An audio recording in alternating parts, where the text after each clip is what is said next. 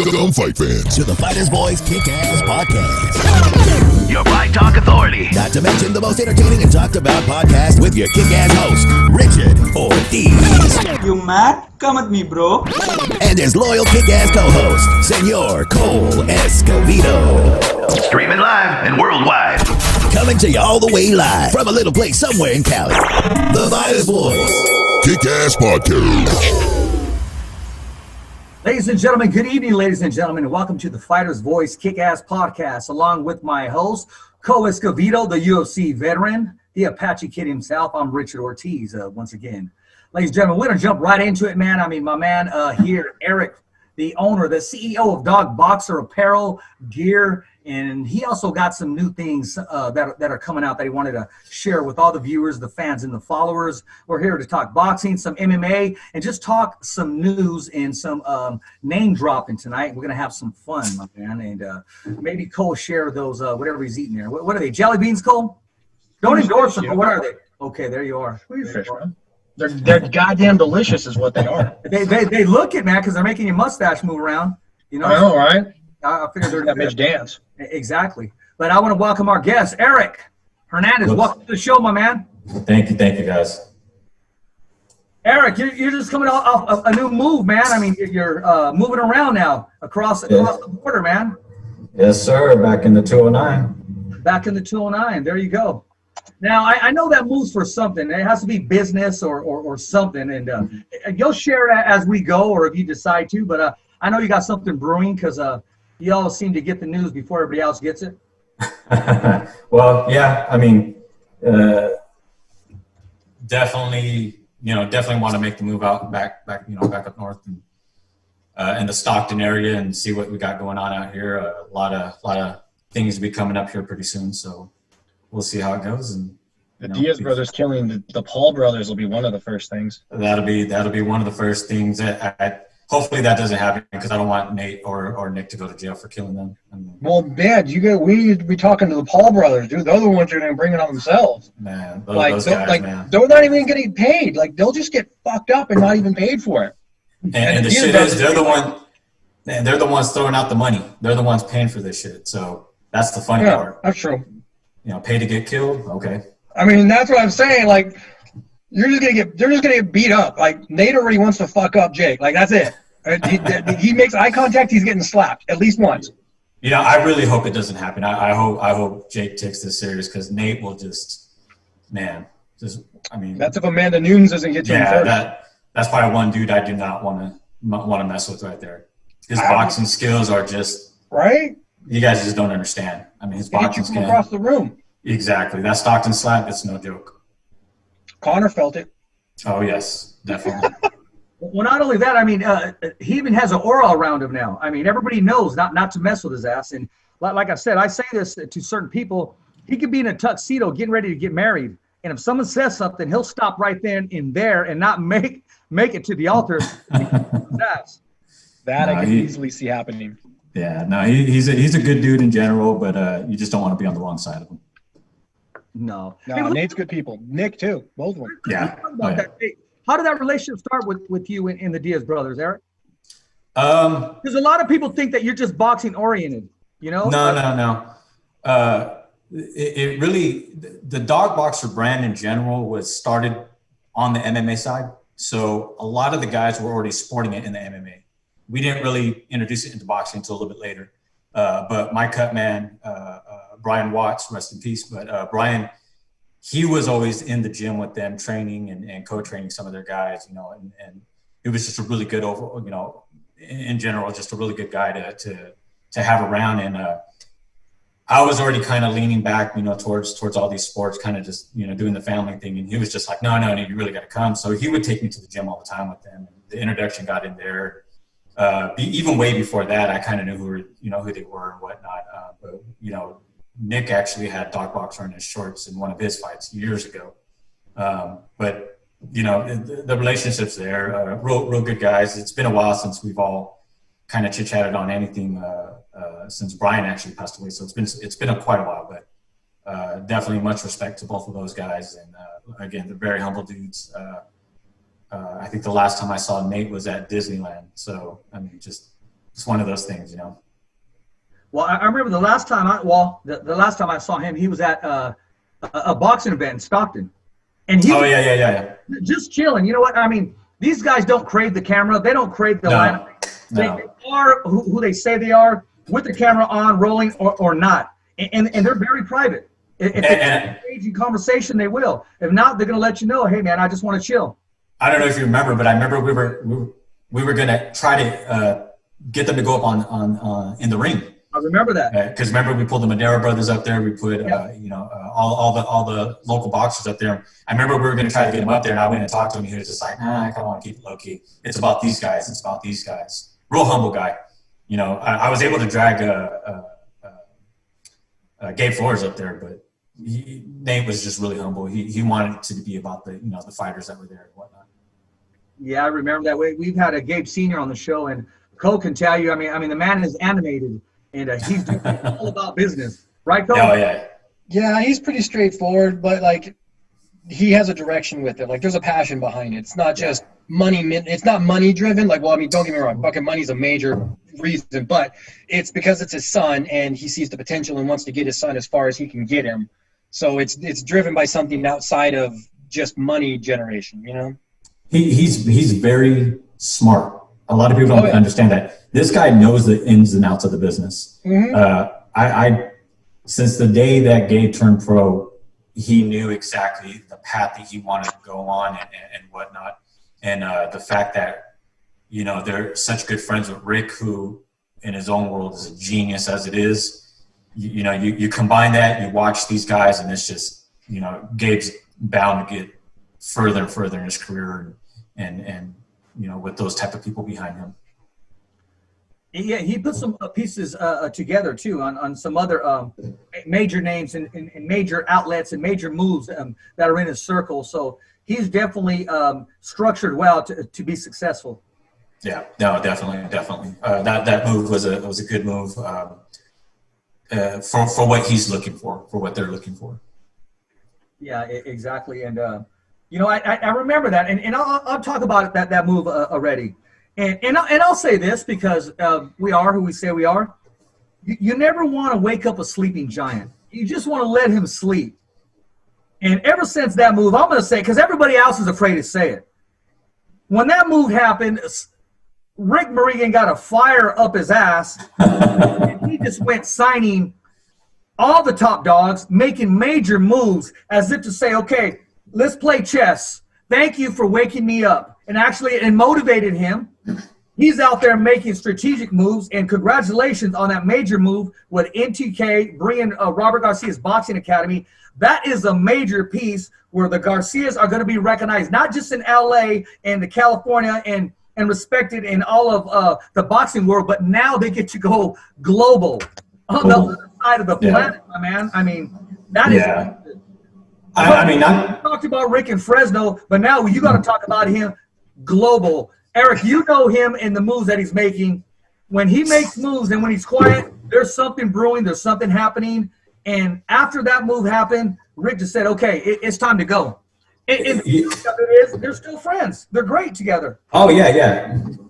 Definitely no hard feelings. Yes. You know, I really don't think that's what put the fire under Rick. I think Rick had this kind of already in the works, and this just pushed it to, you know, move a lot faster. Rick's a quiet guy. Rick's not, you know, you see his social media and stuff, the things that he posts, he makes you wonder. He makes you think. He's like, man, he's what is this? Vague until he has something that's inked and signed, and then all of a sudden he's just about it. It's like boom. Exactly. It's like boom, and you're like, oh man, I wasn't expecting that, you know, and I mean, I tell you, he'll post pictures of his feet up on the rails at Grizzly Stadium talking about a dream, and then like 3 weeks later it's, guess what, we're holding this big fucking event at Grizzly Stadium. It's like, okay, there was a reason. He just doesn't, he's quiet about it, but he gets you thinking like, oh, I wonder what that would be like, and then all of a sudden he drops it. He method to the madness. Textbook definition. Yeah, I think when that move happened, I think it just kind of pushed him a little bit further to say, okay, well, this is what's going to happen next then. And it definitely. I don't think anybody was ready for those moves. And, you know, obviously, as you can see, there were amazing moves, and they just keep coming. Major moves. Oh yeah, major moves. I mean, that is a huge move. Yeah, a lot of people on the RGBA camp. I'm sorry. Being able to represent Robert the way he does, that move with Robert, signing on to that, amazing. Little things like that. People are very, very lucky to be in his circle, and it's one of those things that I love to watch from afar and just see the things that he's doing, because it's amazing. It's really, truly amazing. I would love to shadow him, man. I mean, wow, it'd be amazing. It's like trying to shadow Ali Setback. The man's always making moves. You know what? I got to ask him one day, man. I don't think there's one person. There has to be about 3 or 4 of these guys, man. Ali's everywhere. One day you'll see him in London, and then 2 hours later you'll see him in freaking back in California. It's hard to. The guy's everywhere. I don't remember what fight it was. It might have been Ramirez or Orozco. I don't remember, but I swear on everything he was in LA, and Robert and I were walking towards the back, and all of a sudden I kept hearing dog boxer, and I'm like, sounds like Ellie. And all of a sudden he's right there with the camera. I'm like, oh dude, it is. I was like, dude, I swear you were just in LA right now. I was just watching a video. And he's just laughing, and then he just goes with the flow. Yeah, he's been known to do that, man. Cole, in this business, man, you got to continue to grind when you have that window open and when you got that momentum. If not, you got to create momentum. Yeah, you got to take strike while the iron's high kind of thing, because an opportunity today might not be an opportunity tomorrow kind of thing. You know what I mean?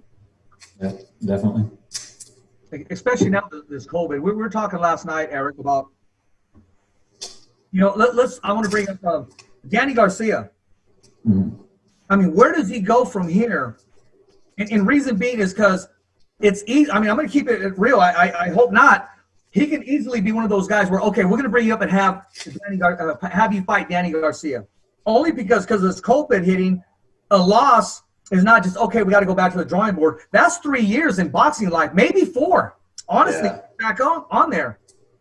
And for him to have that opportunity, and I'll take Sean Porter, for instance. When he had the opportunity, he put out. He left it in the ring. No one's in remembering that he lost. They just know he brings it. And I'll be honest with you, that Danny Garcia fight with Spence, it was just so one-sided. I really don't know where he goes from here.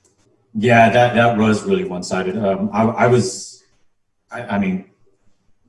That wasn't the Danny that we've all seen in the past. That was the Danny that was just ready to hang it up, to be honest. That's what I saw. But Spence coming off of what happened with him, I think Danny wasn't expecting what he saw coming towards him on the other side of that ring. That pressure, that I wouldn't have expected it either. I thought it was going to be a softer fight for Spence, but no, he came in like the old him, and he definitely put the pressure. Now, as far as what Garcia should do next, it's not over until you feel it's over. It's not, if you still have heart in it, you're still going to fight. Jones and Tyson proved that.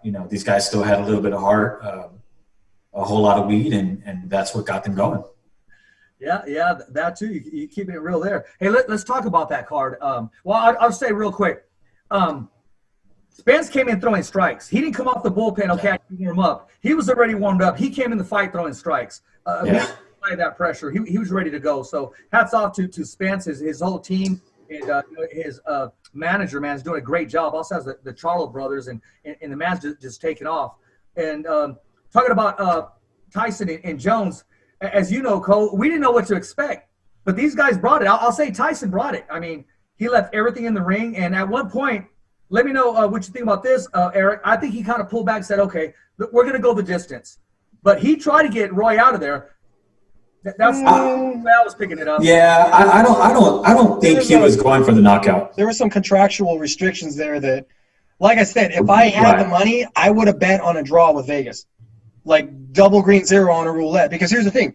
It was in their contract that they weren't supposed to go for a knockout. And if they did, they risked losing their side of the purse, be it whatever it was, be it a charitable donation, which I don't think they're going to take away. But any purse they could risk, that was I guess you want to call it rumor to the contract or something. Like they were told very specifically, don't try to kill each other. You can box and fight, but don't try to kill each other. Yeah, I mean, you got to think about it like this, though. These guys got to check ahead of time.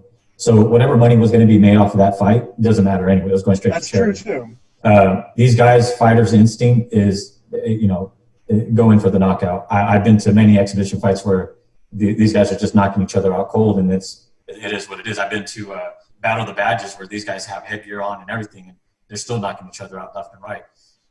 I really do think Mike went for the knockout. I don't think he held back. I just think he tired out a lot sooner than he expected. Jones definitely was feeling it. Those body shots were just wicked on him, and Mike knew that. Mike knew exactly what to do. I got to say, Jones still had his speed though. For what it was. But yeah, it definitely affected him. He was in pain in the interviews and whatnot. I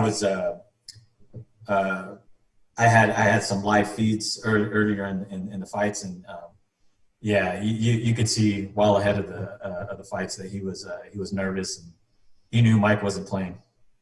Oh yeah, he had to go on there thinking, you know what, dude? At any point, Mike's just gonna go fuck this and just try to tear his head off, and there's nothing you can do except fight back at that point. Exactly. So a guy like Roy's thinking, okay, I'm like 50 plus. I'm not trying to get murdered in the ring. Like, I don't want to be the first casualty in the ring because then everyone would be like, see, told you shouldn't have been fighting. That's what happens. Yeah. No, but at some point you got to think when one of them whips by you and you're like, oh shit, Mike tried to really hit me with that one. Okay, he's really trying to hurt me. When you can feel that wind and you can hear it, it's not fun. Trust me. Yeah, I know that feeling. It's not. That smell of the opponent's leather. The leather. Yeah, it's not a smell that you enjoy. No, I've had that happen before when I fought Jens Pulver. I've fought him at the Taj Mahal, and he whiffs a left hook by my face, and I just feel it just barely misses, and I'm like halfway through the thought of, well, I'm glad that didn't land, and I get like halfway through it, and he doubles up on it and clips me clean, and I just fucking went down. I was like, God damn it. That's what you don't want to do. Is you don't want to get hit by the back of the truck. That's what throws your game set off, and I think I think that actually happened to Roy a couple times because you could see he was trying to reset. You could see that he was the impact. You could tell he was trying to do his best to avoid the harder contacts and just take the softer ones. But I think he realized real quick that none of them were soft. Yeah, it was good. It's just a matter of where do I want to get hit? Do I want to leave my body open or my face open? Right. If I counter, slip, and rip, maybe, but I got to get away from them. What would be easier to ice in the hotel? Yeah. What can I put a beer on and not look? Exactly. Exactly. Those times when he was even trying to tie up, and he felt the strength of Mike because Mike didn't want anything to do with it. He didn't want to tie up. He wanted to let his hands go. And when you're trying to hold on to a man and you're feeling every muscle on that man's body just trying to get at you, Roy was a good thing. Roy still had a little bit of legs left, man. Yeah. Oh yeah. No, definitely. I think the California Athletic Commission, doing what they do, they did an amazing job. My hat's off to them all the time. I think the WBC sanctioning the fight with the belt, I think that was pretty cool for them. But I kept telling everybody, I'm pretty sure Mike Tyson has somewhere else to go because he looks like he's just rushing this fight. He just wants to get out of the ring and go home. He was just. Got he just wanted to see acres he's got to attend to. Yeah, it's like time is money. Exactly. I'm going to make this real quick. I've got a meeting. I got to go to the big deal, the big meeting. Like he'll kill me, but the reality is, he's probably just in there because he wanted to. Well, he probably realized that his lung capacity is only so much as well. Right. He knows I got to get this over as fast as possible because if Roy outlasts me and drags it in the deep water, that could be potentially dangerous. So there could have been maybe some real, not hesitance, but eagerness to get that over with quick. Maybe when he gets into things, he's very, this is what it is. But after a minute, I'm not going to say a minute, but after a while, he kind of just loses interest. And it's kind of like, okay, never mind. It's not what I expected. It's not what I thought. I don't know if you guys have been on this podcast, but the first, 15 minutes of his, less than that, but the first few of his podcasts are always boom to the point. Yeah. Then towards the end, he starts, okay, I got things to do, you know. And I felt that way in this fight. You know, I just felt like he was kind of rushing it after a while, just kind of saying, okay, you know, I don't think this is going to go this far. And He don't believe in pacing himself, man. I mean, he just, what you see is what you get. He only knows one gear, man, and that's everything forward. yeah, no, he was definitely going for the kill, but you know, contract or no contract, you know, he was there to impress. I do want to talk about this. I love the production. I love the lights. I love the way it was very well put together. It was balanced, and hats off to Snoop Dogg. He handled the microphone very well. I'm going to do everything I can to get him to do a commentary at one of our next fights. You wouldn't have to try hard, man. No, It really wouldn't. It wouldn't take much. Just be like, hey, you want indica or sativa in your room, Snoop? Which one? Exactly. We've got mutual connections in that world, so you know, it's definitely one of those things where I'm like, I got to get this guy somehow, some way. Now he seemed to enjoy it. Yeah, he loved it. He was again with the live feed that I had earlier. He was pumped. He was ready. I don't think he was. Not that he's never been to fights. He's been to plenty of fights, but I don't think he was that involved with the production part of it. So because he was a little bit on this side, I think he just got too excited and he just let it go. And I think at times he just forgot the mic was on. It sounded like watching your boys fight in high school behind the gymnasium. It's just like, oh, damn. Well, you know, there was parts that he thought were going to get cut. So when they weren't getting cut and it just kept going, it ended up working out. He did a great job. He's a character, man. That's just all there is to it. People would watch an event, I think, now just to listen to Snoop Dogg. Like that Australian dude who narrates shit. Oh, he's going for it up. Right. Oh, yeah, I fucking like it. They would listen to it just for that. So I think he's got something. Definitely keep an eye out for him. Legends League is coming. And, he stole my idea. I was talking to my boy about because of the Nate Robinson thing. I'm like, dude, do you got beef, but you don't want to get fined? Whip that ass online. Like a whole sports celebrity. Like, you don't want to get fined on the court. Cool. Well, we got a place that you guys can get down, right? And people would watch. Fucking next day, it's like, oh, Snoop Dogg amounts to celebrity fight club. Well, fuck. You got to patent your ideas while you can, man. I could have patented them like that night, apparently. Jeez. Yeah. But it's a thing. It's a new market. Yeah. No, definitely. How far it's going to go, we don't. You know, who knows? That's the next question. Did the Tyson Jones fight set a precedence of now we're just going to get flooded with these exhibition fights that I don't mind them, but I feel that airtime could be better reserved for a Jose Ramirez Taylor fight, a Spencer Hooker fight, like Tyson Fury, Joshua. Like, we could reserve this airtime for real fights that have real effects on the boxing world as a whole. Meanwhile, and again, this is nothing against their fight. I'm just taking this as an example of what precedent might have been set. That now you have cards that are just full of exhibition fights that are sprinkled with one or two real fights, and it does nothing for boxing. When right now, boxing is literally getting traction. It's going forward again. It's going up. People are actually anticipating boxing matches now. They're looking forward to it. So would that hinder it almost? You know, right now there's a hold on so much.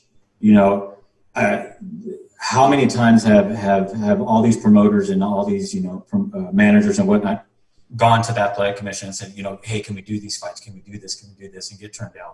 It takes something like this to say, oh, okay, if we do it smart, let's see how it goes. I think this was used as a perfect example of what Top Rank's been doing with the bubble.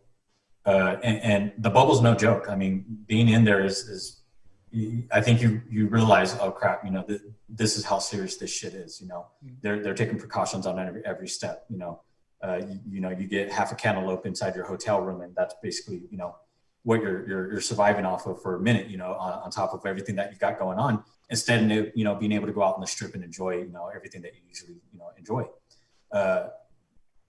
I think it was able to kind of show them, okay, you know, if the production does it right and everybody stays safe, this is a possibility.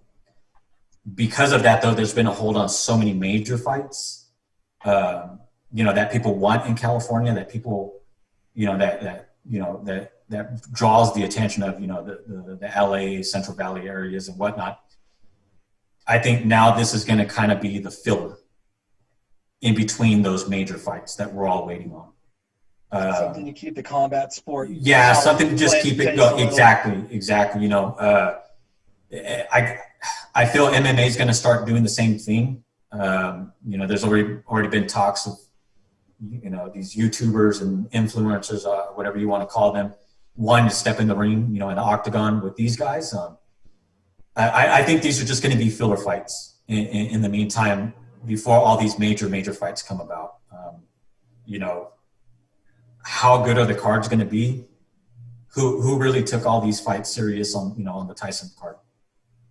You know, let's be honest. We all watched it mainly for the Tyson Roy Jones fight. We just happened to know who the other fighters were. What's to say that majority of the people weren't drunk as shit before we even got up to the Tyson fight and remember half of the damn undercard? You know, it was just one of those things that eventually you're just going to go online to see who won it anyway. You didn't really care. You know, you didn't really care. It was the Tyson. I mean, you got Dana White tossing out ideas like, you know what? I think I'll just let Amanda Nunes beat Paul's ass. Like, you could see something like that. He'd be like, oh yeah, do you want to come on over? We'll even pay you. Come on over, get beat up in an MMA fight. Now, see, that I can see.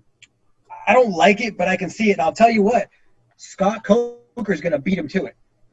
Mark my words. Scott Coker and Bellator beat the UFC to this because they were already doing it with, like, when they brought in King Mo and shit like that. They were bringing WWE-style guys in and having them fight, I love you, Scott, real fights, to where the fact that you got to mention is that they're crossing entertainment industries, knowing it worked, like what they did with UFC did with Brock Lesnar, but Bellator did it first. So actually, Combate Americas did something similar with Tito Ortiz and one of the WWE gentlemen who's also partial owner of, I believe, of Combate Americas. Yeah, they did that. They did what? That was last year, right? Yes. In Fresno. Yes. No, not Fresno. Fresno. I think it was Carson. Yeah, they announced it in Fresno. That was the card before. So yeah, so I think Bellator is going to do it on a high scale level. I think do it. Well, here's the thing, Eric. It's entertainment, and I was going to say that people love to be entertained, and if we as fight fans, if we can get something between A and B, you know, of entertainment, we're going to watch it. We're going to view into it, and we're going to buy it, and we're going to relax and get to see some of our legends back in the ring. That's what happened, and I thought it went very well. I think we're going to see it again. No, you're definitely going to see it again. You know, you've got Holyfield, who's been preparing for something, hasn't been announced yet, but he's been preparing for something. You got Tyson already back in the camp, training for something as well. Antonio Tarver just shot a video and says, "I'm going to get in shape just in case." Yeah, I mean, you're going to see a lot of these guys that are, you know, still in shape, that still have that major following of when they were, you know, back in the day, that are going to be able to pull these type of fights as fillers. I don't think it'll ever be what, you know, a Jose Ramirez fight or what these guys are, you know, a Spence fight, a Mikey Garcia fight. It's not going to be to that caliber, but it'll definitely be something that we ain't got shit to do this weekend. Oh yeah, so and so's fighting. Let's watch it. You know, and then the undercards are always going to be filled with these, you know, these YouTubers that need the likes and need the followers and whatnot. They're going to do whatever they can to get on the card. And it is what it is. You know, hopefully. It's business. They have followers. They have fans. They're going to buy and tune into that thing. Well, definitely. At this point, everybody will tune in just to watch Jake Paul get fucked up. Like, I'd spend $29.95 just to watch him get beat up. It's like the old school Tito Ortiz and the old school Tank Abbott. Fuck it, you're going to buy a ticket just to watch me get beat up. Buy that ticket. Buy that ticket. Yeah. So, exactly. So at this point, Jake Paul's like, dude, I'll be the heel. I don't give a – dude, I'm almost telling you, that shit with Dylan Dennis, that might have been staged. Like, because at this point, it's like, why don't we have a video of McGregor? Because McGregor, remember, supposedly he flew all the way across the fucking globe to come throw a fucking chair at a bus because how dare you get my boy when he's by himself. But Dylan Dennis gets a drive-by fruiting, and we don't see shit from McGregor or nothing. Like, where's the retaliation? These guys went and destroyed a bus at UFC, but they don't do nothing for this? Maybe the and what are the chances that those guys were able to get as far as they got and as close as to that bus that they got. Exactly. It's all kind of Yeah. So, But I mean, it sells. It sells. It does. You know? It does. But the problem is it sells, but at the risk and the cost of actual fights. Like we'll see it and we'll know it's bullshit. Like we'll know it. Like everybody was so surprised. Oh, it was an exhibition. It was a draw. I was like, well, yeah. Well, no shit. Yeah. They said they weren't going to announce a winner. Yeah, I was just going to say that. They said it right off the back. No winner was going to be announced. That's why they didn't want any betting. There's not going to be a winner. I'm like, fuck it, I'm betting on die. So it will start to get watered down. The sex appeal will start to fade because people will be like, well, we're not really going to see a fight at some point because neither of them really are trying to win because it doesn't matter. They already got paid.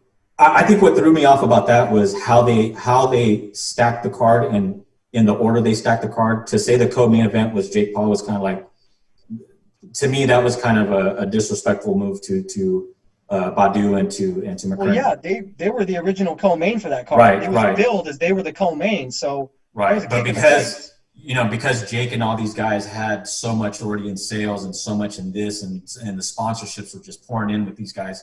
Because of that, you're going to these guys who have risked their lives in the past over and over and over. You're basically telling them, okay, well, hey, I need you guys to, step down a little bit, take a little bit of a pay cut and let these guys do their thing. Because these are the guys that are selling the tickets, That's not even counting the sponsors either. You tell a sponsor you're billed as the co-main and all of a sudden it changes a week before the fight. You're like, that's a big difference. That's a big difference. Guys, I got to tell you, we're now third fight. And they're like, oh, well, there goes $10,000. Like, we want the co-main views. Like, everyone's going to watch the co-main. Yep. So that can hurt them too. So it's kind of a kick in the teeth. I can see that. It reminded me a lot of the Reebok UFC deal. How so many people lost so much money because of that. So much fucking money. Not only their money, some people lost their jobs. But doing so, some reinvented themselves after that. Yeah. I think forced them. Yeah. I think that's where our hand wraps really blew up too, because you can't wear it in the ring. All right, fuck it, let's do it during training. And then the hand wraps just fucking blew up as they were. Mm-hmm. And that's where a lot of our, I guess I have to thank Reebok in a way, because a lot of people really started looking at who was sponsoring during the training camps, who was there for the cryotherapy, who was there for the nutritionist, who was there for all that. We know Reebok's in the fucking ring, but who was really there? What gear are they really using when they train? Right. And then the banners were allowed, and it was fucking open windows after that shit. And that's what the Reebok did thing is it forced an evolution of self-branding within the combat athlete sports. They now had to find a new way to brand themselves because they couldn't bring their sponsors into the ring anymore. How do we get that money? How do we get that sales? What do we do?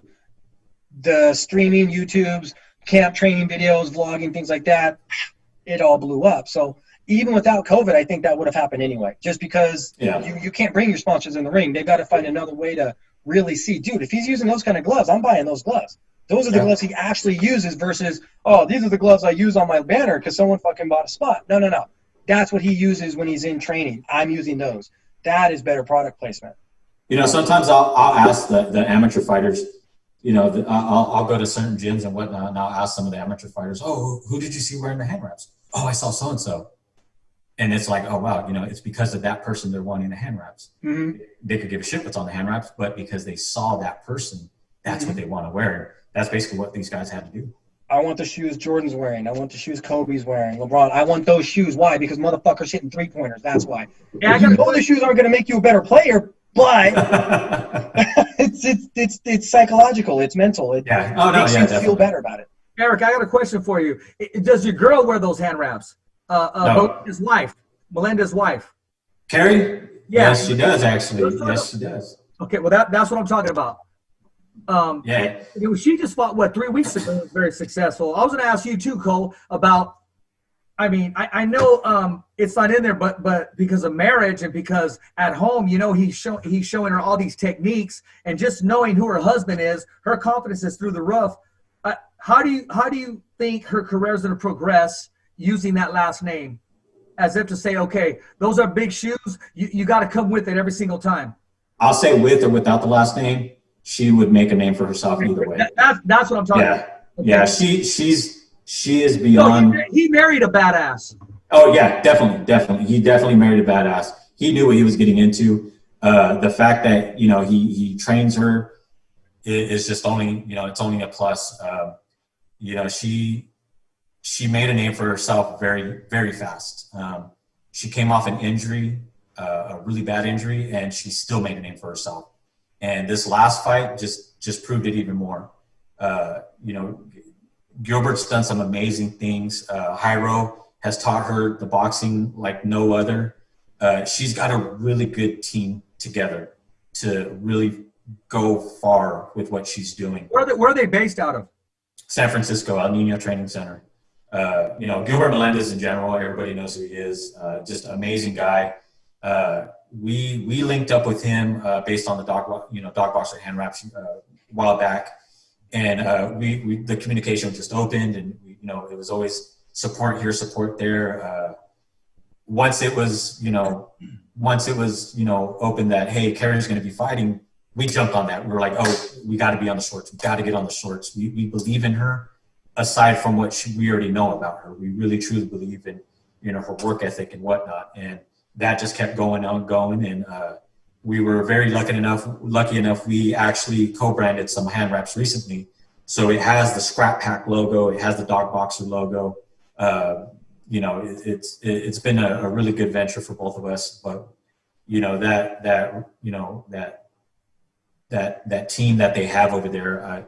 And it's just not them two, that whole gym is just full of amazing people. You're going to be hearing a lot about that gym. No, I mean, it sounds like they're doing what needs to be done there, especially with just, Gilbert being around. I mean, he's a legend. Anybody that knows MMA or just knows what he brings to the table. Yeah, no, definitely. Gilbert's a solid dude. He, a real good friend of the 209. The last time I was in the city, him and I went and had coffee together.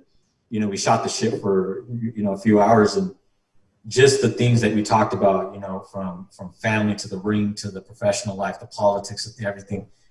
He understands it all. He gets it all. And he only wants the best for Carrie. But he definitely lets Carrie, do her thing. And, there's always going to be that husband and wife friction when you don't think it's right. But Carrie always proves it, and she always does her thing. And you could see from her last win, she definitely took everybody's training serious. Everybody that had any hand in working with her, she definitely took it serious. And you could see it. I mean, first round, I was like, oh, she's got this. She probably won't do it in the first round, but she definitely got this. And it was just impressive, an impressive win. No, it was, and it's going to be impressive once that multiple straps that she has the opportunity of holding and having around her waist. Her next fight, man. I mean, we're supposed to reach out. We're supposed to click together. We're supposed to have her on the show, but as soon as there's another date, man, we definitely got to link up and get her on the show. Definitely, and hopefully Gilbert will do something here pretty soon too. Yeah. No, he's still got the scrap in him. I know Cole knows that because Cole's been itching and hinching as well. Before we get on that topic, my man Frank Estea, he has a question for you, man. I mean, it's a very important question, and we're on the podcast and on the Fighter's Voice, so we got to make sure. I want you to give this some thought. All right. He says, "Good afternoon, bro." He goes, "Please ask Eric how he got affiliated with El Chapo in the Sinaloa cartel." Oh, fucking Frank. And he also said, he said, "Can you please tell the world where Elvis and Tupac are living?" That I can't say. He knows I'm sworn to secrecy on that. The El Chapo thing's a very interesting thing. I'll say this, we both have a mutual friend who, just a really good friend of ours is a nephew of El Chapo. And you're gonna get him fucking shot, Rich. You ask him questions like, I don't know, man.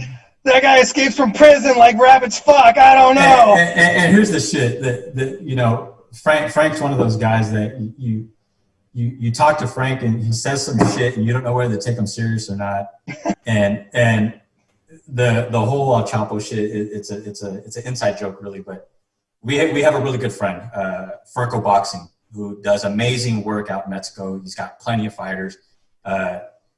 That's one guy that you definitely want to get on the show. This guy's definitely got some boxing history. Furco is a really good friend of ours, and the inner joke is, we all kind of went somewhere one day and we didn't get the service that we were expecting. That's the inside joke for steak and eggs. We went somewhere to get steak and eggs, and we sure as hell didn't get it. And the joke just went further after that. But where the connection really hit was the funding behind a lot of stuff that I got going on. They were able to physically see some stuff, and yeah, it just got really interesting after that. And fucking Frank and his in his shit, but Frank's a good dude. Frank's probably at home right now saying, "Richard, I was just kidding, man. Don't ask him." I'm sure that fucker's gonna text me in a minute, but yeah, he's a good dude. That's my brother from another mother. Anytime I'm in Vegas, I always hit him up. Really good guy. Definitely a big supporter of the Dog Boxer brand and whatnot. And, we've done a lot of shit, gone through a lot of shit. He was my connection to Teofimo, so I always thank him for that. He's just a really good guy overall, and there's just a lot of inside jokes that we go back and forth on. But the El Chapo one that got taken really far for a moment. Before we knew it, we were like, "Holy shit, maybe it's true." Maybe I don't want to know. It's like I don't want to know anymore. It got to a certain point where I was like, "Oh," and I was like, "Okay, fuck this. I'm not talking about it. I'm out." Enough said, man. But hey, it's just not the black and white anymore. And I know that's been your signature. And those hats are badass, bro. Especially over the ear, man. The low cut, man. They're just badass. But now the brand is going with different colors, man. It's going everywhere. And as we were talking, I was thinking when you were talking about the hand wraps, I'm sure you already have it, man. Even shoelaces with the print on them would be badass, bro. Because to endorse it, I've ran across a lot of people that has their own brand. But I truly love your shit, bro. I do. We appreciate that. The way it's handled, the black and white, and now you're mixing it up in different colors and opening it up to a different market, man. No, definitely. We definitely appreciate that. The whole black and white thing, it was kind of our signature for a long time. I think once the brand really got out there, you started seeing a lot of they're doing it too. And that's what we wanted to see. And once that happened, then we switched it up. Then we started doing colors. Then we started doing this. There's a lot of Dog Boxer stuff that a lot of people don't even see half the time. We make a lot of stuff and we're like, it's probably not going to hit. This is just for us. My son's got Dog Boxer stuff that I don't even have. And it's we test it, we see how it does, and majority of the stuff that we've been testing has been testing really high, and the feel and the want for it's really big. I think that's why we do limited quantities of a lot of stuff, because we don't want, not that we don't want everybody to have it, but we're really exclusive on who has it. We get nitpicky at times of, who's really wrapping their hands with it. There's certain camps that, do they really appreciate the brand, or is it, is it just because it's a free beef to them, So we look at a lot of stuff, and our support goes a long ways. We've supported fighters who have completely burned their bridge with us, and we don't hold anything back from them. We still support them. It is what it is. We understand that there's bridges to be burned, but we're not doing it on our end. They're doing it on their end. There's fighters out there that have wanted us to sponsor them for whatever reason, but we see them do certain things that we're just like, nah, that's not us. That's not what we're about. There's gyms that, major gyms that sponsor us or support us. There's other gyms that we're not allowed in. It's just, it is what it is. But across the board, Dog Box has definitely grown. It's definitely gone really, really far. My partner Gavin, he's amazing at what he does. He's original owner of War Tape. You guys saw how big that grew. This was kind of just his little pet project for the side, and he was just like, well, let's see what we can do. And before I knew it, it was a lot bigger than we expected. And with the backing of him and Lance out in Vegas, it's blown up. How'd you get the name? All based on the dog. It's all based. It's you know for me the dog boxer theme is it's the fighting style. When dogs fight, they stay at the center of the circle that they're fighting in. They try not to hit the edges. And it's kind of the fighting style that I've always believed in, having the fighters at the center of the ring, not against the ropes, not against the corner. Always try to stay at the center of the ring. That's where the fight happens. That's where the action happens. So that it kind of just branded itself in that end. Same thing with the MMA world. It sucks when they're against the gate. So you try to stay at the center, and whether it's grappling or tagging each other, that's the dog boxer style. And sky's the limit, man. I'm sure you shared with me some ideas earlier before that. I'll let you know what I thought about it, but I thought, hey, man, that's pretty badass. I liked it because you kept it real. And, yeah, so I'm not going to give that away just yet. But, no, what can we do in 2021, man? We definitely started opening the doors to a lot of other areas in the sport. One thing we're really big on is the whole CBD movement. We've been really lucky to be connected with the Go to Bed brand, which is a CBD syrup, and we connected in a level that you guys wouldn't even understand, to a point where we were just like, man, we believe in it, we want that. That's what the fighters need, and we really watch out for what we're doing, and it just ended up co-branding a lot of stuff. We co-branded some CBD ointments with Rick's Magic Bomb, who everybody was going for in general as it was, and we linked up with them. We kind of made something new with them, and we linked up with Go to Bed, and we got some new syrup actually coming out here pretty soon. A lot of the CBD products we believe in, and we've had a lot of fighters come to us and say, man, we really didn't expect this. We want CBD to be welcome into a lot of the sports world, and it was shunned for so long, and we really introduced it in a whole different level. So we have a lot of athletes right now that are really taking advantage of what we got going on, and they're enjoying the products, they're loving it. We've had nothing but positive feedback on a lot of the stuff that we have out. So I think 2021 we're going to focus a lot on that. We'll be branding a couple more things here and there. We're going to be we're linking up with some other gyms.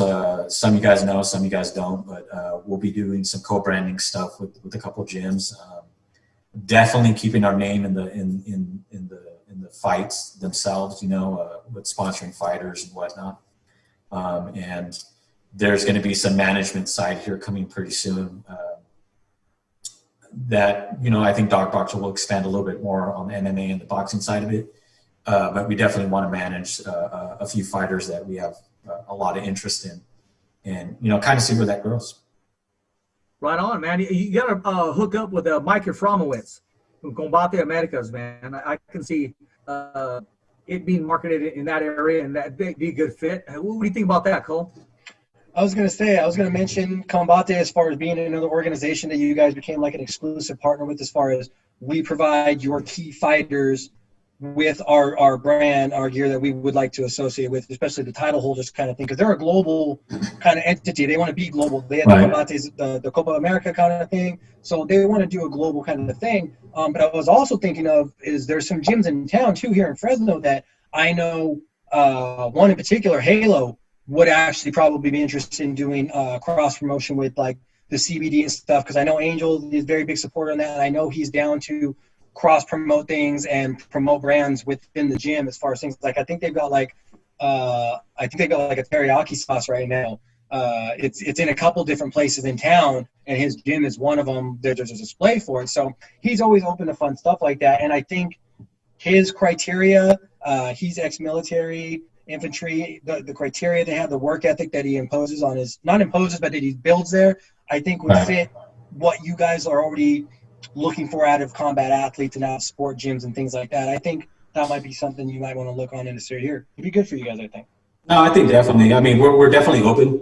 We've been hit by some major people asking, hey, what can we do to link up, or what can we do to this, and the ideas just flow and flow and flow. But you know, it's not that we're picky, but you know, we really want to make sure that's a right fit, you know. And that's not being picky. That's just knowing, right. And, you know, knowing how to market it. You know, I've had a few fighters wear the brand that I'm just not comfortable with, and I've just gone straight up to them and said, "Hey, I really don't like you guys wearing the brand." You know, I'm not going to have them take it off right then and there, but you know, it's enjoy it while you can, because it is what it is. But you know, it's definitely the little guys, the small guys, that the up and comers that we want. What's that? That's a G move right there. That's I need you to take that hoodie off, dog, because it ain't just. Matter of fact, I got another shirt. Give me that shirt. Here, take that fucking shirt off. Right. You guys act like you guys seen something somewhere, but you know. Show me your hands. Show me your hands. You know I don't mean to do it at times, but I get caught up in the moment because I'm really proud of the brand and what it's gone. You know, you're passionate about a brand that you've invested not just time but money, energy, family, life, you know, all kinds of things that you could have been doing something else with. You've committed that to this brand, so it's not being picky. It's not being anything. It's called being passionate about what you've created and how you want it perceived in the world and where you want it perceived. You have to be picky. You know, it's funny you guys brought up Combates, because I was hit up at Combates right away. You know, the Combates, you know, I thank them. They've always taken care of me at all their fights. They've always made sure I'm comfortable with what I'm, you know, where I'm at. And, you know, they've always showed support on their end. And, you know, this last time they were in Stockton, you know, we kind of talked really quick. And, you know, I think at the time it was just bad timing.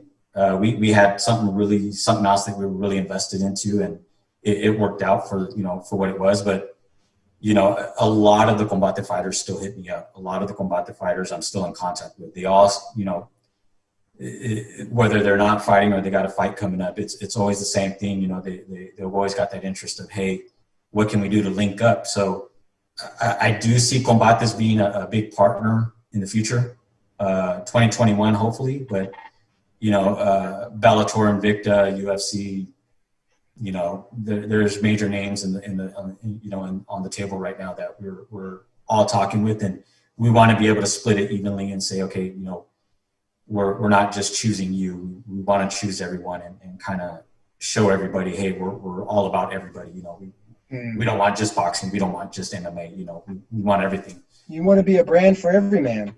Exactly. Again, this started in the MMA world, and look how far it's got in boxing. And a lot of people always hit me, oh man, you should go to MMA. And it's like, literally, no, you know, we've been there already. we've already been there, bro. You know, we've got, you know, when I said that earlier, those are the new fans I was talking about, Eric. The new fans that see dog boxer with the boxers. They didn't know anything about the MMA part, where it was structured and where you started from. Right.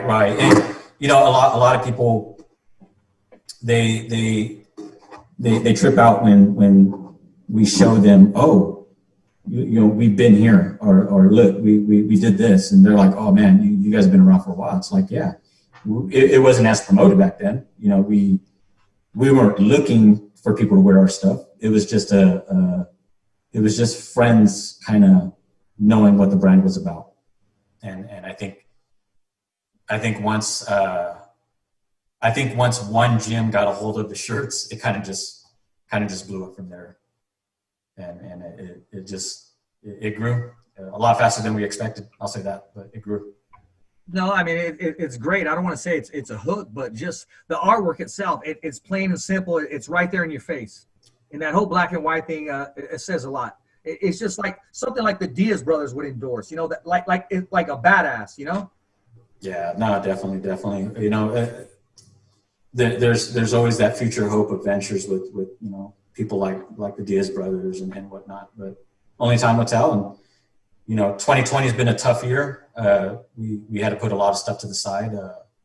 Gavin's fighting the cancer fight right now, so it's been a really tough year. We put a lot of stuff on hold, but I think 2021 we're going to kind of just say, okay, fuck it, let's step it up and let's make these moves that, you know, we want to make, and now's the time.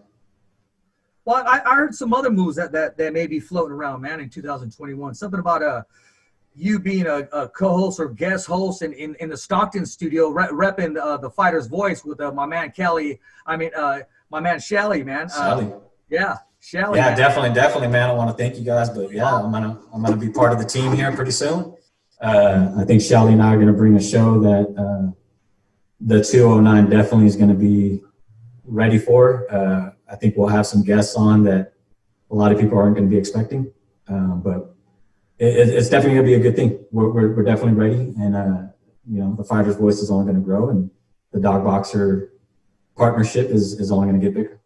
Exactly. And you know what? When I started doing that, I was telling Shelly, I go, shit, man, I'm giving you a fucking ace in the hole. We got to bring that shit now. Because at the end of the day, the only one that wins is not the 559 or 209, is the brand. And I said it before, get the camera off me, put it on the brand. But sometimes you need that fire in your butt, and iron sharpens iron. It's just making the team stronger. As you know, we have that studio, and it is up and running in Stockton. It's making it happen. Shelly's doing a great job doing it solo, but with the collaboration of Eric here and them getting together, it's just going to take off phenomenal. And we still have that hopes of you know, the Fighter's Voice Espanol. It has to be the right person. Right. The right person before we fill that gap. And 2021, man, I just got off the phone with Shelly earlier today. I said, do me a favor. And he said, what's that, Rich? I said, I know you're going to write down your personal goals, but write down 2 goals for the Fighter's Voice that are within reason. And then I want you to write one down that's just on top of the planet, man. One that you just got to say, oh, my gosh, that's where we need to go. And there's where we need to push as a whole, because if we sit down on it, it's not going to move. We got to grind and continue to outlast everybody else and kick everybody's ass when it comes to bringing on the guests and getting our guests comfortable where they're not just talking about boxing and MMA. They're telling you some personal shit, just like Right. Yeah, I mean, I think, you know, you bring up the whole 559, 209 thing. If that does come to blows, Shelly's got Cole. I got you on your knees. Let me tell you a quick story. Let me tell you a quick story about Eric. I was about to say, Cole, there's another side to him. This dude called me up one time, and it wasn't business on business. Hey, can you ring announce? Or can you? I said, hey, I got to ask you a question. Yeah, why was it just this one released, or there was another one released? Like, what are you talking about? He shared with me. Within moments, I get on the phone, and I'm saying, hey, dude, pull that video ASAP right now as we speak. Why? Pull the video. Ask questions. Before the conversation ended, I said, Eric, it's already taken care of. It's done. Done. That's the Dog Boxer side you don't want to see. And unfortunately, I had to take a break. I had to take a code 4. I mean, I had to take I'm on a 1021. I'm going to take a C7 real quick. It wasn't even my time. I just knew this wasn't one conversation you just wanted to put to the side. It needed walk up and hand them a different T-shirts. The same. It literally was that conversation. It was, hey, remember that shirt you're wearing? You might want to take that shit off like right about now. Yeah. No. Brand protection. No. You again, we've gone back and forth on a personal level on that, but you know, I always appreciate everything you guys do. But yeah, that just was an unfortunate incident that you were able to see that bad side. But no, you know, in general, I think all of us here, we want the Fighter's Voice to grow. I think we've been able to give a lot of fighters a platform that, you know, they've been able to express themselves in a lot of different ways. I've had fighters come up to me and say, oh man, I love being on the show, or I love doing this. And it's like, cool, that's the type of shit I want to hear, you know? And, you know, the deal I had going on at the other podcast and whatnot, you know, it was, I didn't feel that way. So it was kind of like you got me at right the perfect time. And you know, again, with the way you, Cole, Shelly, have been handling the show, it's like, fuck, I'm only going to add to it then. One thing I love is when you guys do get on that personal level with these fighters, and you know, I've been able to do that a lot with these fighters, and I think that's something I really want to grow on, you know, as far as when they're on the show and whatnot. You know, I know a lot of these guys on the personal level as it is, so there's a lot of stuff that I tell you to ask at times. And it's like, damn, how the fuck does Rich know about that? You know, you know, kind of like Frank's little, you know, fucking comment, but you know, it's shit like that I definitely want to bring to the show. And I think you guys do a great job at it. And I just want to add to it. And it's going to be I think it's going to be a good venture in 2021 for all of us. It is. It's a great fit, man, and it's definitely going to bring the fire in me and Cole, because we got to deliver. We're going to continue doing what we're doing, but it's okay to be motivated. It's okay to say, okay, you know, your competition's across the way. It's the same damn brand, but that's great. And Cole, sometimes I'll go to my dude to get some of the guests, some of my contacts there, or off of contact. So I'm handing Shelly the ace in the hole, man. So I mean, how do I get a hold of Tyson Fury now? I mean, do I go down to the UK or what would I do now? I'm like, hey, bro, I can't. I have him on Thursday. I can't. Yeah, that type shit. Tell Cole to call somebody. Cole got connections. Yeah, it's all fun, man. It's all good, man. Definitely all good. So, Cole, man, I mean, are we hinting here? Are we going on here? Because there's been some more posts of the MMA world, and you know, dude, I don't know that. First things first. Don't ever fucking read the comments on a fight video you've gotten posted on me. You know, don't do that. That's mistake number one. Don't do that. No, I just thought it was really cool. It kind of just the amount of shares it had, the amount of views. It had like 500,000+ views already. So to have them put it up there, I thought that was pretty cool. So I don't know, it perks some eyebrows.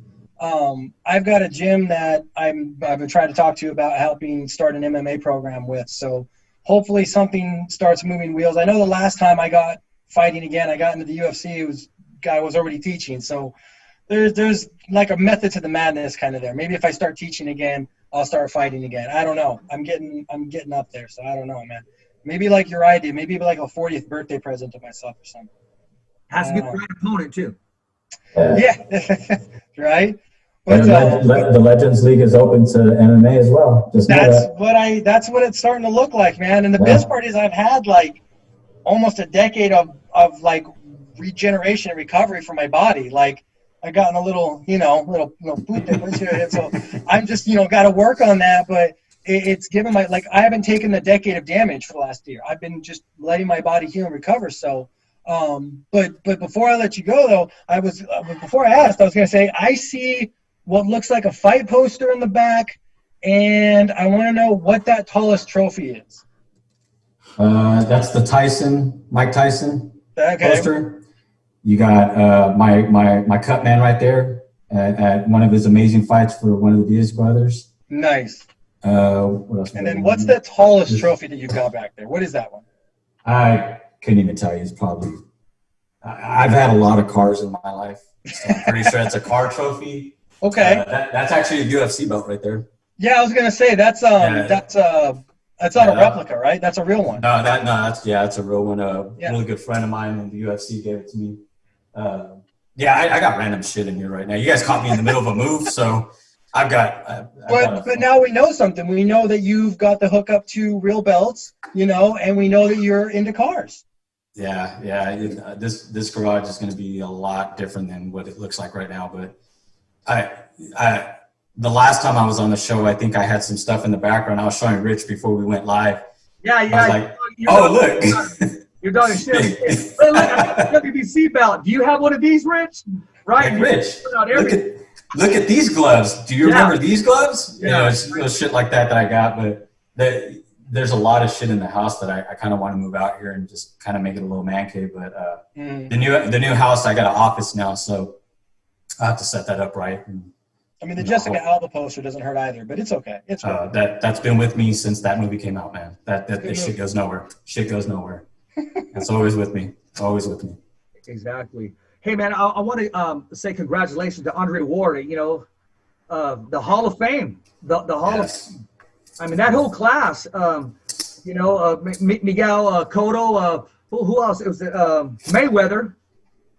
Now, did Cotto get it? No. That's he was one of the names that should have gotten in. So right. And he was just on my mind today because I was thinking of Manny Pacquiao today. Today's actually his birthday. Manny Pacquiao, Sean. I know that he's gonna do something special for him. Freddie at Wild Card.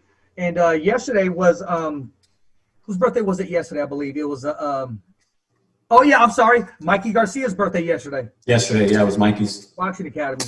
Yeah. Are the big names that paved the way, man. Yeah, I mean, definitely congrats to all the guys that made it.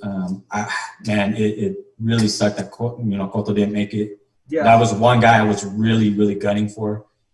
Very excited. Last act. Yeah. Outside the ring. Yeah, really good guy, very humble. I'm really excited that Andre got it. Very well deserved on that end. Floyd's my boy, but I just don't think it was time.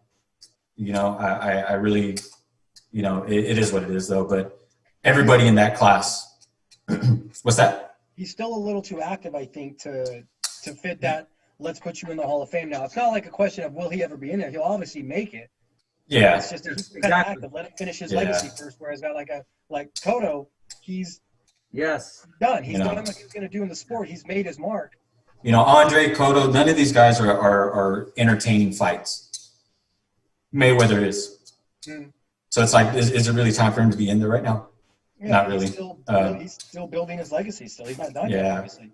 Good. He goes over to Japan and makes goofy fucking fight choices. Yeah, I mean, good. Still a good friend. Next time I'm in Vegas, I don't want to whip my ass or anything. But I just didn't think it was time. I was really hoping Cotto got it. But what do you think as soon played a part in that? Of Cotto not getting the nod. I don't have the answer to that. No, I really don't. I would love to say the politics. I thought that was a no-brainer on that one, bro. Come on. I mean. Yeah, I always love to point at politics, but there was no real politics behind it. I just think it was just an opportunity that got passed. Yeah, you know what? Someone dropped the ball on that one. Definitely. Yeah. I really do think so. I'm ignorant when it comes to how the Hall of Fame thing works for boxing. Is it a voted on system? Is there a panel that takes the names into consideration and goes, we're going to pick 2 or 3 or whatever. Here's the criteria in which we're going to use to decide which of these ones we want to induct. Or is it just, hey, it's time, Everything's based on their history, what they've accomplished. You have a lot of greats in there.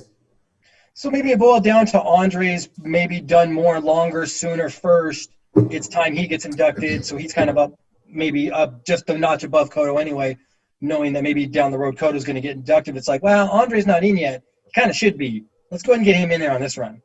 Yeah, I have nothing against Ward. I was really happy that he got it. Especially being a NorCal boy, I was pumped. I very well deserved.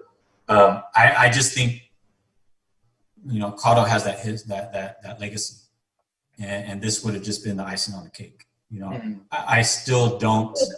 That dude got the whole country behind him, man. Yeah, I mean his very last fight. I mean, come on. His very last fight. I don't think everybody left satisfied. No, and also out in New York. Yeah. I don't think everybody left satisfied. I think everybody left with that hunger of still seeing him in the ring. I think this would have made up for it. Yes. And unfortunately, it just didn't happen.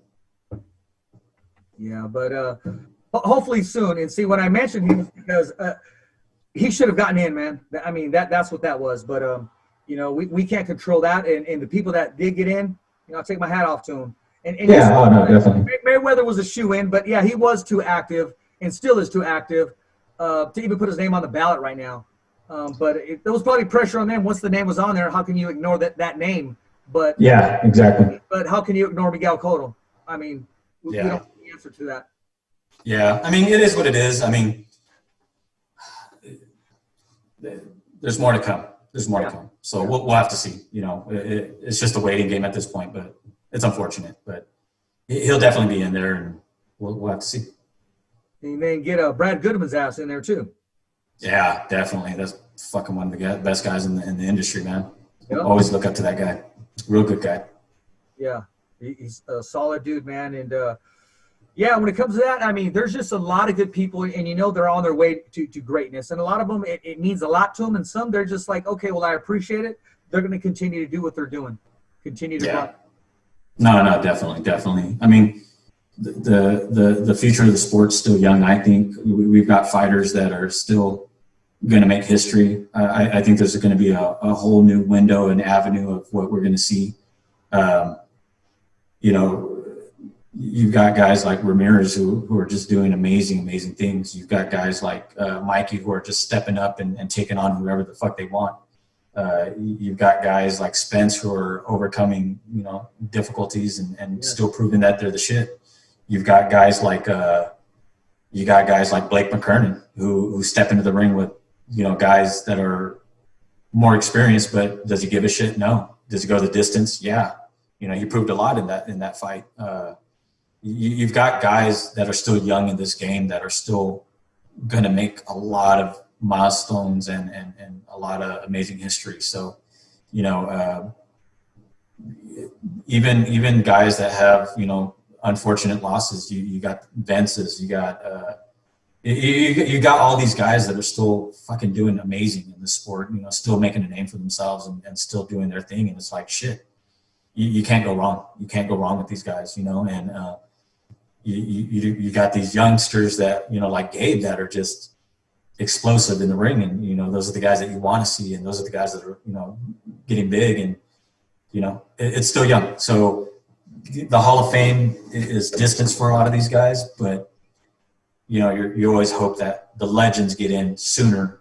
That way, when these guys are ready, they can get in sooner. But it's a waiting game. No, it is. It is. Cole, what do we have in the UFC field, man? What do we got coming up? UFC, well, we lost a couple guys. Like, we saw that we lost Anthony Johnson that was going to come back, and we lost Romero. Romero wasn't as surprising. Everybody kind of, like, get their minds blown. They're like, oh, they let go Yoel Romero. It's like, yeah, he's on a 3-fight losing streak. Like, what surprised me is that he went to Bellator. I would have bet money that he would have went to, like, a bare-knuckle boxing organization just because of his remaining shelf life, where he can maximize his income on remaining shelf life. I think the Bellator contract was more lucrative for him because the bare knuckle contract will always be there. Yeah, I guess that makes sense. He can get a good 3-4 fight contract going with the TV money that they actually have, because they did just make that CBS agreement. So now he has TV slot time. Exactly. But the word is that he's going to fight Rumble Johnson for his first fight there. So that would be good. They both left at the same time. And they both joined Bellator at the same time. Like, but Johnson would have to maybe not cut weight. That's about it. That's going to be that'll be a good co-main event. Yeah, I wouldn't say headline a whole card with that.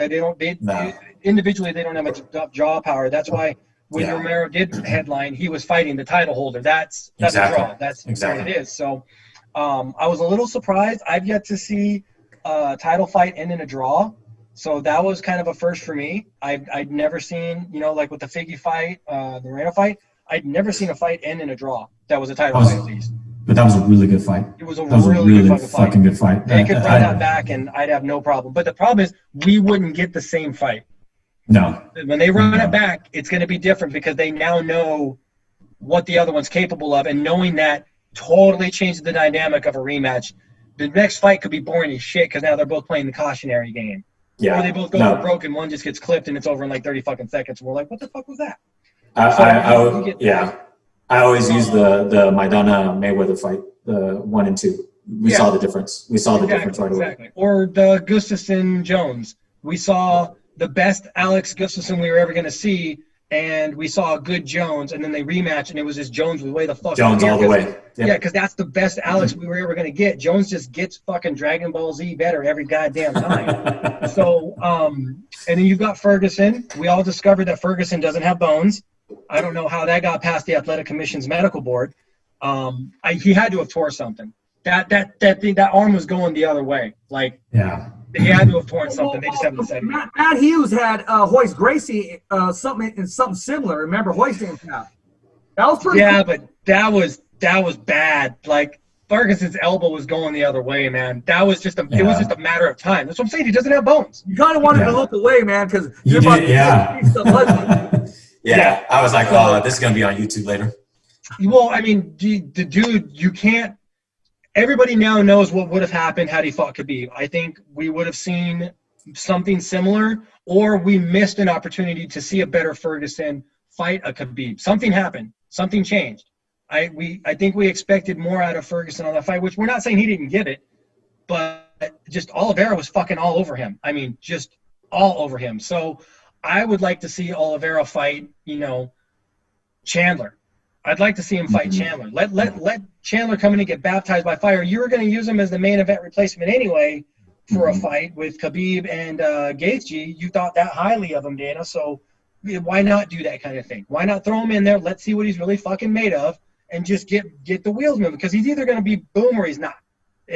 Oliveira, I think, is a great test to go, let's see who the best fucking upcoming lightweight is right now. Yeah. So you've got that. You've got Holloway and Qatar coming up in January. We're gonna see that fight happen again. And then we're going to get Poirier McGregor's right behind that in the same month. I think it's like the end of the month. So that's really all we have coming up right now. Like I said, that's crazy. I mean, McGregor just calls shots, man. He made his own fight. He was a matchmaker once again. Mm-hmm. Even when he's on the shelf, retired, he's still matchmaking and doing whatever he wants to do. I'm telling you, he got the UFC to ask him to come out of retirement. Hey, Greg, McGregor, we're going to offer you a fight to come out of retirement because you left us no fucking choice. Like, that's what happened. And Dana knows it. I bet you Dana's fucking pissed about that because if they don't, like I said last week, at the end of the day, Poirier probably had an existing contract. There's no fucking way he was going to fight on that charity card because the UFC would not give him permission to fight in another combat sports stage. They just wouldn't. They'd be like, no, we'll use you. We'll give you a fight. So he did the perfect thing, man. He painted them into a corner to where they couldn't say no, because if they said no, now they look like the bad guy. Now they're like, oh, well, we don't want to get Poirier a fight. We don't want him to earn money. Okay. So, fucking genius. I don't know who's putting these ideas in Connor's head, but I don't think it's Connor, but someone's making these moves, and they better be getting fucking paid well. That's all I'm saying. But you missed the most important fight coming up, and that's Jake Paul versus Nunes. No, I know, right? Dude, Dana straight said, you know what? I think I'm just going to let Amanda Nunes fuck you up. And, dude, please, fuck it. I don't even care if Jake gets paid $5 million for it. I want to see Amanda Nunes knock his ass out in 30 seconds. I really the world can just go, see? I will go ahead and waive my manager's fee if I could fucking get into that. Right? I will fucking do whatever I can just to fucking see that shit happen. But dude, I'd love to see him fight Cyborg. Fucking let him fight Cyborg. He'd fucking kill him. Amanda would just fuck him up. Cyborg would probably fucking try to kill him. Yeah, like the ref would be pulling off and she'd throw the ref off and be like, Cyborg's not done! And just keep fucking pounding on him. Even though he taps, that means nothing. She'll pin his arm to his chest so he can't tap and just keep punching him. No safe words, nothing.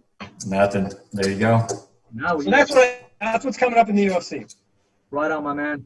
Eric, my man, how can we follow you, man? You said you don't got a Twitter. We got to get on Twitter. Got to get you on there very soon and make that happen, man. But how can we follow you? And how can we get product?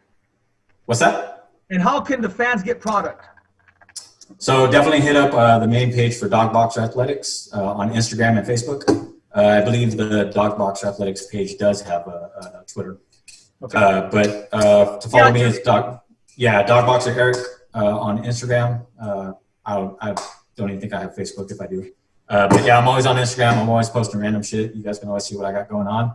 Always try to post the newest things that we got going on. And every once in a while you'll see some giveaways. So definitely hit up and follow.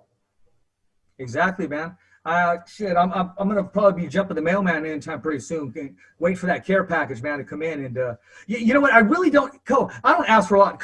I have people give us a lot of product. I really do, and I give it to the guys. I pass it out. But this shit I want to hold on to. There's only certain that I like to rock personally myself. Like I said, he's building that supply and demand type atmosphere. Exactly. You see a hat, you see a shirt, you see some shirts. You're like, hey, what did you get that off the website? Nah, I did 3 months ago. You can't get it. Exactly. Yeah. Like, I want that hat. I want that shirt. Something. We've done some custom shit. The one I always loved was when the Madera brothers did their shirts. And all we did was we added a small Dog Boxer logo in the center. Everybody fucking wanted those. Everybody wanted those. And I was like, shit, man. I thought they wanted it because of the Dog Boxer. But no, they were just all excited that Madera brothers had something, that was so fly, and we just happened to have our logo on that shit, stuff like that, But yeah, definitely you guys got something on the way, some nice gifts. And I sent you that text today, man. You got to get a black blazer, man, black on black with Dog Boxers somewhere, and 3 different stripes right here. 1, 2. Right, black on black, baby. There you go. Happen, man.